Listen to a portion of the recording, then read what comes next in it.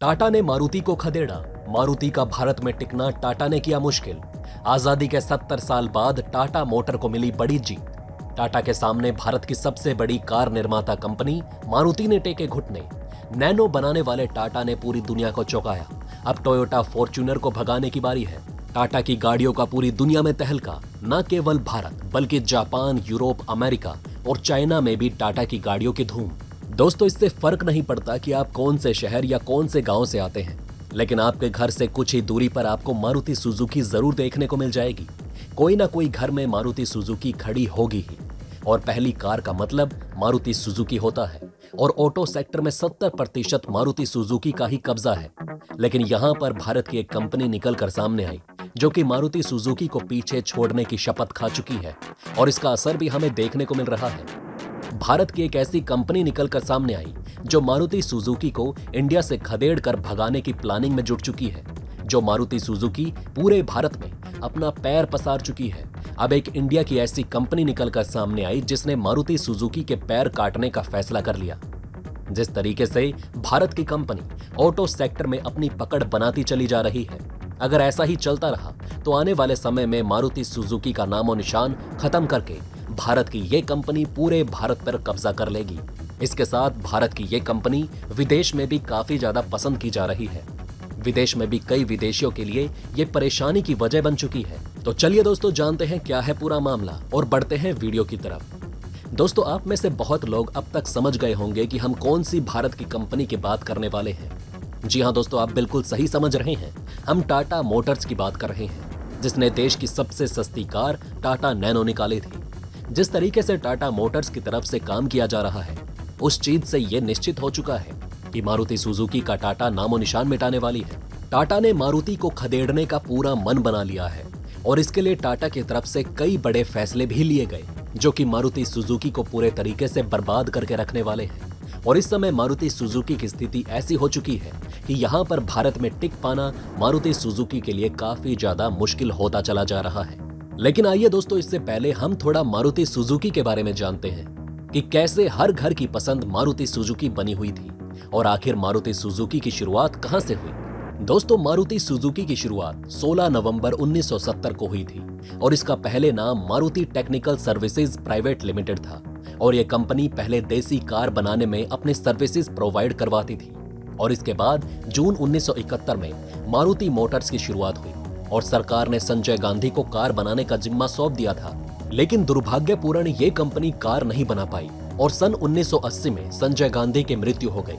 इसी को आगे बढ़ाने के लिए सरकार की तरफ से एक ऐसी कंपनी को ढूंढा जाने लगा जो कि कार बनाने में इनकी मदद कर सके।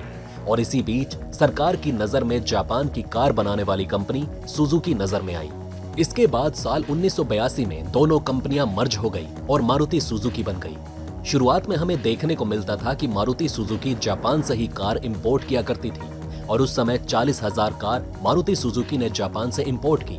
साल 1983 में भारत में कार निर्माण करने का कार्य शुरू हुआ, और भारत में पहली कार बनने वाली कार का नाम था मारुति 100। इस कार का मॉडल सुजुकी की कार ऑल्टो से उठाया गया था, और ये कार भारत में सबसे ज्यादा बिकने वाली कार थी। मारुति 800 की सफलता के बाद मारुति सुजुकी ने काफी सारे मॉडल लॉन्च किए। साल 1984 में आई मारुति वैन, साल 1985 में आई जिप्सी, और साल 1990 में मारुति सुजुकी ने सेडान कार लॉन्च की। साल 1993 में आई मारुति जैन, साल 1999 में आई बलिनो। और हमें देखने को लगातार मिलता है कि जब से अब तक मारुति सुजुकी की तरफ से मार्केट में अपने कई सारे मॉडल्स लॉन्च कर दिए गए हैं। आपकी जानकारी के लिए आपको बता दें कि मारुति सुजुकी देश में सबसे ज्यादा कार बेचने वाली कंपनी है, और आज ज्यादातर लोगों को ये कार पसंद भी आती है। इसके पीछे की जो वजह है वो ये कि यहाँ पर लोगों की सेफ्टी पर काफी ध्यान रखा जाता है। मारुति सुजुकी एक ऐसी कार कंपनी है जो कि मिडिल लोगों के बजट को ध्यान में रखते हुए कार बनाती है।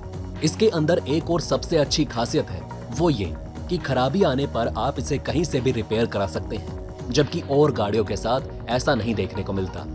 इसलिए ज्यादातर लोगों की पसंद मारुति सुजुकी ही बनी। दोस्तों, भारत में सबसे ज्यादा कार बेचने वाली कंपनी मारुति सुजुकी टाटा के सामने आकर घुटने टेकने पर क्यों मजबूर हो गई। जिस तरीके से टाटा ने एंट्री मारी है, उसके बाद से ही लगातार मारुति सुजुकी का बुरा समय शुरू हो चुका है, और अब तो स्थिति ऐसी हो चुकी है कि यहाँ पर मारुति सुजुकी के मार्केट को टाटा खाता हुआ चला जा रहा है। ऐसा नहीं है कि टाटा को आते साथ ही सफलता मिल गई हो। हमें देखने को मिला था कि साल 2008 में जब रतन टाटा ने अपना काफी समय पुराना सपना पूरा किया, उस समय उन्होंने नैनो कार लॉन्च की और ये कार बुरे तरीके से फ्लॉप रही क्योंकि इसके अंदर काफी बेसिक चीजें दी गई थी। और इस कार के फ्लॉप होने के बाद टाटा ने अपने फॉर्मूले को चेंज किया और अपने कार के लेटेस्ट लुक और फीचर पर ध्यान दिया। इसके बाद हमें देखने को मिला कि टाटा की तरफ से लगातार एक से बढ़कर एक कार को लॉन्च किया गया। टाटा ने अपनी टाटा टियागो, ऑल्ट्रोज निकाली, इसके बाद टाटा टिगोर आई, इसके बाद टाटा पंच, फिर Tata Nexon, Tata Harrier, Tata safari जैसे कई सारे मॉडल्स को लॉन्च किया गया और लोगों की तरफ से भी जमकर इन कारों को काफी भरपूर प्यार दिया गया।